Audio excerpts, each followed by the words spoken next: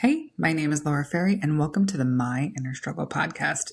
I'm talking everything personal growth, lifestyle, and business, and I'm so glad that you're here.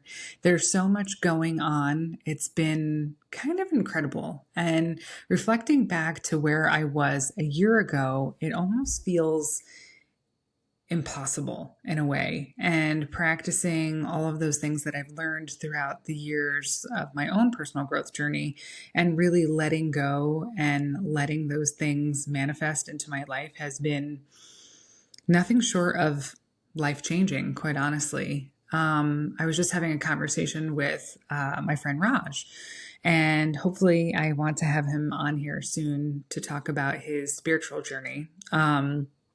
And how much has changed in the year, it's just been under a year that I've known him, and the different phases that I've grown through in what has been kind of the most difficult and heartbreaking time of my life, and really having to dig deep.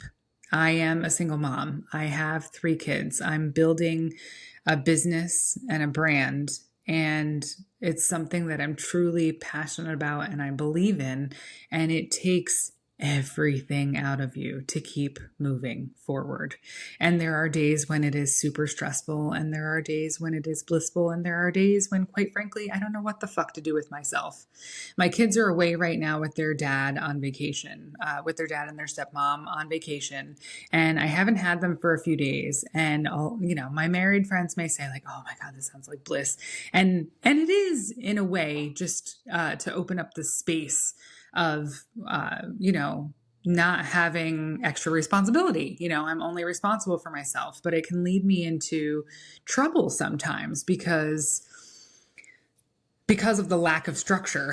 So I am a free spirit, and I like going with the flow and not having plans, but I really kind of need structure for myself in order to keep myself accountable. So it's kind of a weird balance that I require. And, I've just been immersing myself in the time.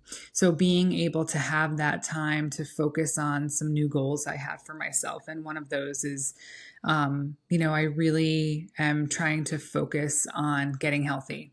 At the end of 2023, I was working with a coach, and really worked on my relationship with food. And I successfully lost 30 pounds. And that was really clarifying for me, just working, not really changing anything, but changing my mindset about food, and really working on my relationship with food. And now it's time to take it to the next level. And the last 8 months have been quite incredible as my business has been growing, but the response that I get from my viewers and my readers on things. And so I've gotten distracted, and I need to reset and refocus. And so that's what I decided to do with this time without my children. And they'll be back in a few days, and I'm sure we'll fall back into a good pattern, and I miss them. But having that freedom is both interesting, difficult, and cool, for lack of anything better to say. But there's been a lot of stuff going on. I wrote a really great blog this weekend, and sometimes when you're not feeling as creative, it's really hard to dive into it, especially, when your thoughts are all over the place, and I don't necessarily know where to start. So I took some time, and I actually, all those times that we fill our cup, right? That's what brings us the inspiration. So if you are of a creative mindset, if you're a painter or an artist, or if you like hiking or any of those things, and I know being a mom, especially when my kids were little, you would take time to do something for yourself, but it felt like there could be, it almost feels like years in between, and you have this resentment kind of build up. And I remember talking with trainers of mine, way back in the day. I was in this group, women's, personal training, at the gym, and did various things. But I can remember running into her, Michelle, at the gym, and she's like, I don't know, no one appreciates me. I don't get any time to myself. And in that moment, I was like, oh, wow, I'm not the only one that feels that way. I don't know why that hadn't really come up before, and it does like now and again, but I I approach my life in a different way. And right now there was no resentment attached to the not taking time for myself, but I definitely felt a little overwhelmed. And so when we're overwhelmed, um, is it because we have too many things going on, or is it because we're not taking the time or making the time for the things that make us feel alive and that we're meant to be doing? Because we have to put all of that in too. We're not just machines. We're not here to work and die. We're here to enjoy the life, and we only have this one shot. So you have to make the time for that. And I was definitely guilty. I love working, and I love building this business, and I love, creating, content with tools that you can use, and interacting with people and setting meetings and meeting new people. And I'm excited about all of those things, but I have to take the time for myself too. So I made this video the other day, about how I was just going to like pour into it. And so part of that was, okay, I'm going to do some things that I don't normally get to like run out and do, because I have, obligations for, time wise or whatever, to just do some stuff. So yesterday morning I had sort of scheduled, and if you have to schedule the time, schedule it, but to make myself some coffee, go down to the lake and get in my kayak. And just, even if it's just for a little bit, and I hadn't done it yet this year, and it was killing me. We're mid-August and I hadn't been on that kayak. My kids have been using it, but I hadn't. And what is my holdup? Like, why am I preventing myself from doing this? And I really wanted to do it with my daughter, but that's like a whole other thing. So I was like, okay, I'm committing to this. I wrote it on Post-it. I stuck it on my laptop, because usually in my morning routine, I'm checking all of the things, on my laptop, different stats and things like that in my to-do list, and see where I'm at. So I didn't want to wake up and kind of go into autopilot and not remember. So I put a Post-it note on my laptop and said, coffee, kayak. That's my job this morning. So I went down on my kayak. And if you want to listen to or read the whole blog, go to myinnerstruggle.com. It's the latest one. And I took a little tour around the lake, and then I sat by the water for like a good while in meditation. And then the words just started pouring out of me. And so when we take the time to slow down and let the inspiration come to us, it's a whole different ballgame. So that's kind of what I want to talk to you about today, was the art of slowing down, and not necessarily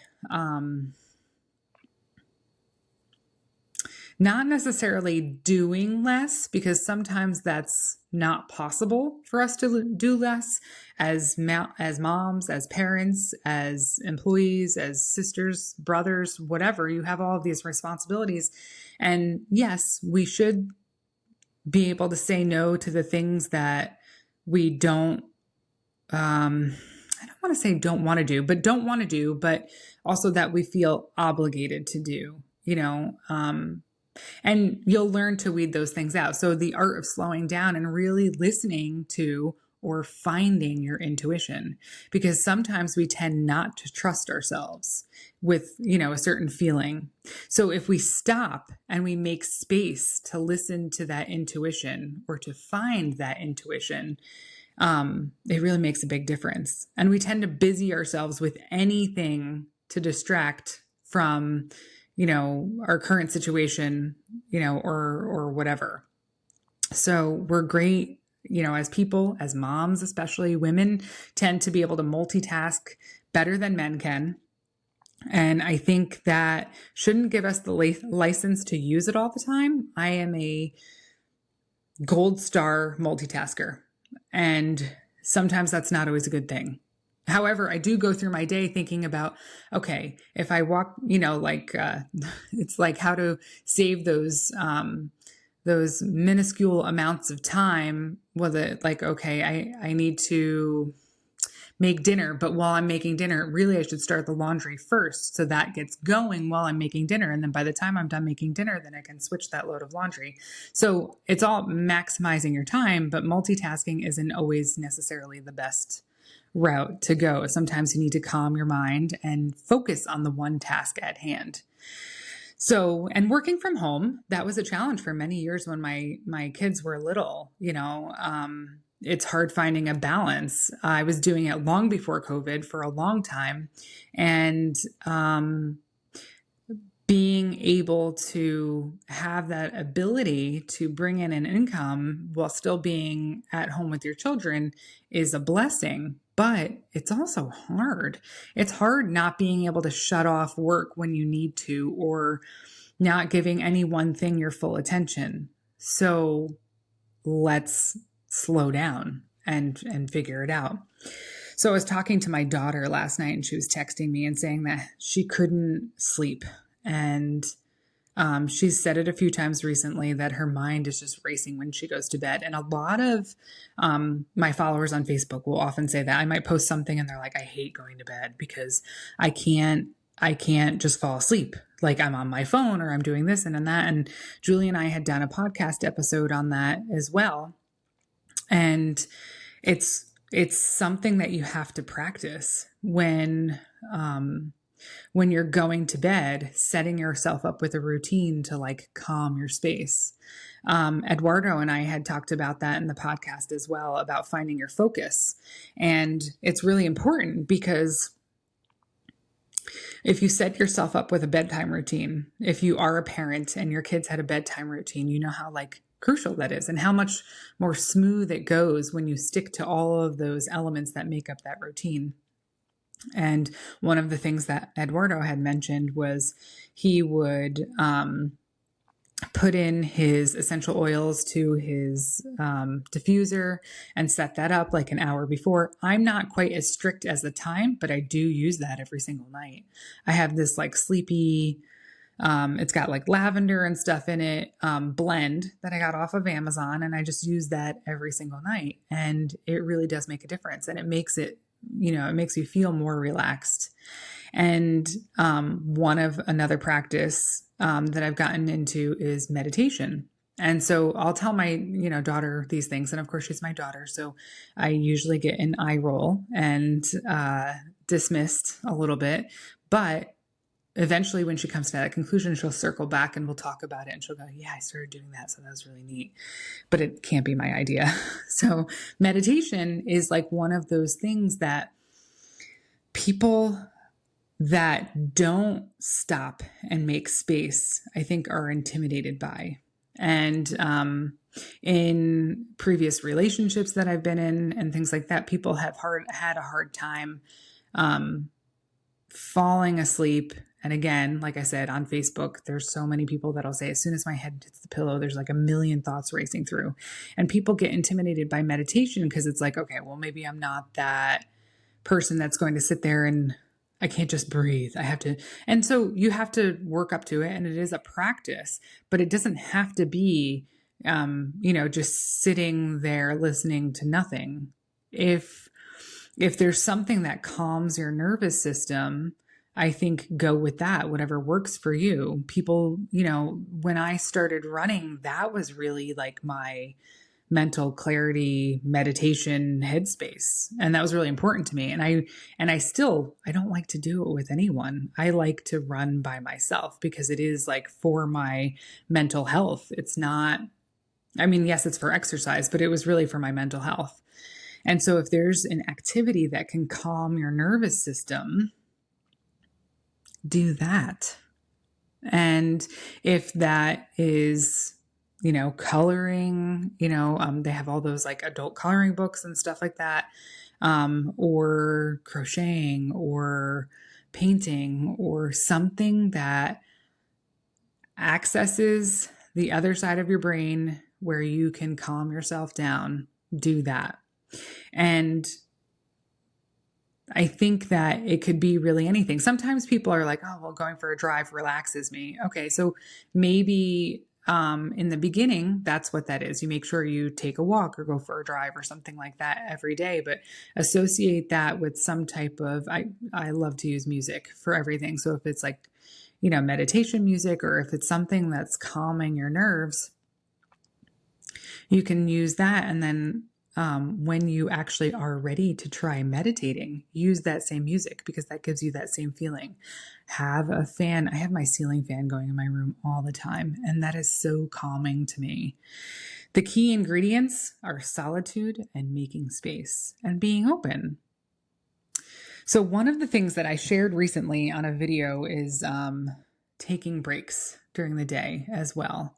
So it's easy when you're in a work and office environment to get caught up in the day or the drama or the whatever, and not really take space for yourself. And I think that in certain cultures, company cultures, it's frowned upon to kind of get up from your desk and go, on a walk or something during the day. And other people may criticize you for that, but that just means that they're jealous that they're not doing the same thing. So taking breaks during the day doesn't have to be necessarily that, but it's something that relates to you. So I started setting an alarm on my phone years ago to breathe. And when I was at my last job, I would often get made fun of for it. So I stopped doing it because I didn't really want to hear about it anymore. But I started that practice again recently. And I literally have the alarm set for 10:30, 1:30, and 4:30 during the day. And it's to drop my shoulders and take a breath. And I can do that as many times as I need to. So, as many breaths that I need to, or as many times as you need to. Throughout the day, we often, our shoulders will be up in our ears. And if you can just remember to drop your shoulders and take a breath, it really changes the mode that you're working in. So set an alarm on your phone. No one else has to know about it. It's something that even if you work, in a close space with other people, no one has to know that it's happening at all. So taking a break and learning to trust yourself when you need a break and listening to your body. Trusting your body is like a huge thing that you can do for yourself. There's a clear difference between following your gut and knowing that you're in a place that isn't good for you. There's nervous butterflies and there's something wrong here. And as women, we tend to do things out of obligation. And in dating, someone may look great on paper.